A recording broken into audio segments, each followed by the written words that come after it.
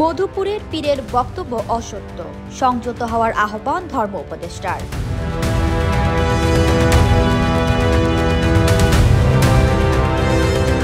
ওমরান নামে ধর্ম উপদেষ্টা পালিয়ে গেছে। মধুপুরের পীরের এ বয়ান কাল্পনিক ও বিদ্বেষপূর্ণ বলে মন্তব্য করেছেন বাংলাদেশের মাননীয় ধর্ম উপদেষ্টা আ.ফ.ম. খালিদ হোসাইন। তিনি তার ভেরিফাই আইডির এক পোস্টে লিখেন, আমাকে কেন পালাতে হবে? আমি কি চোর নাকি আমি তার অধীনে চাকরি করি?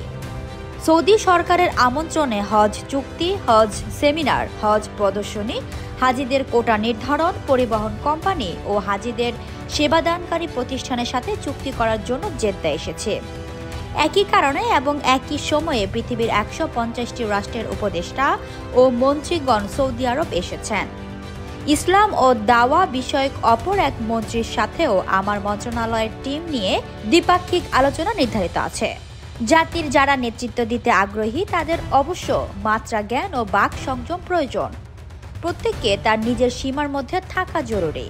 এর আগে মধুপুরের পীর সাহেব আব্দুল হামিদ ধর্ম উপদেষ্টা পালিয়ে গেছেন বলে মন্তব্য করছেন। এর জবাবে ধর্ম উপদেষ্টা ফেসবুক পোস্ট করেছেন।